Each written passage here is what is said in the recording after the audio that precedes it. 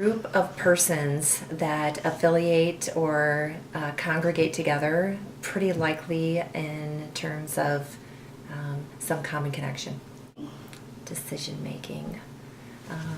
A person's cognitive ability to draw a conclusion, make a determination. The social groups a person is in can directly affect the decisions they make. Decision making in social grouping? I think that they correspond together because I think that we tend to look to our social groups to determine the appropriate decision for appropriate scenarios. As students make the transition to independence in adulthood, they use their newfound identity to try to find their place in society. This often affects the decision-making process because a need of belonging is one of the most crucial secondary needs. An experiment was done in 1951 by psychologist Solomon Asch, asking test subjects to match the length of one line with several other lines. Some of the test subjects were asked ahead of time to purposely answer incorrectly. In the first test, the correct answer is 2. 1. 1. 1. 2. In the beginning of the experiment, the test subject answered correctly, but as you will see in the second time around, he goes along with the others and answers incorrectly. 3.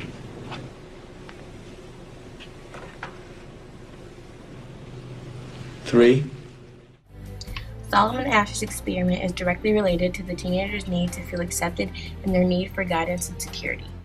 The way people that other people surround themselves with impacts their decision making, because I think what happens is that the people you surround yourself with are the people you're going to spend time with, and that means you're going to be doing activities that you otherwise maybe wouldn't.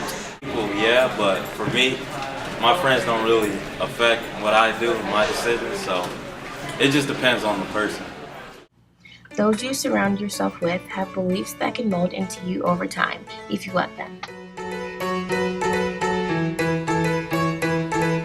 We cut the legs off of our pants, threw our shoes into the ocean, sit back and wait through the daylight, sit back and wait through the daylight, slip and slide on subway grade. It's definitely kind of changed me a little bit because like I said previously, when you meet new people, when you start spending time with new people, they're probably going to have an impact on you just because of the amount of time you spend together, what they believe, and how that's maybe different from how you believe.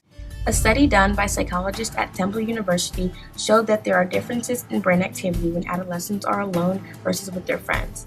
These findings suggest that brain signals that involve risk and reward are greatly affected by peer pressure, which could provide an explanation as to why teens take more risk and misbehave more frequently.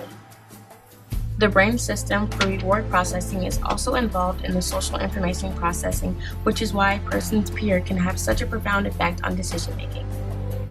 Decision making being a part of the frontal lobe, and the frontal lobe in your brain during the teenage years is going through a huge change and development, and so it is very common during the teenage years for decision making to be quicker and not as thought through as it might be in other years. Knowing that our friends directly impact our decision making, teens should find friends that build on their beliefs and positively affect them.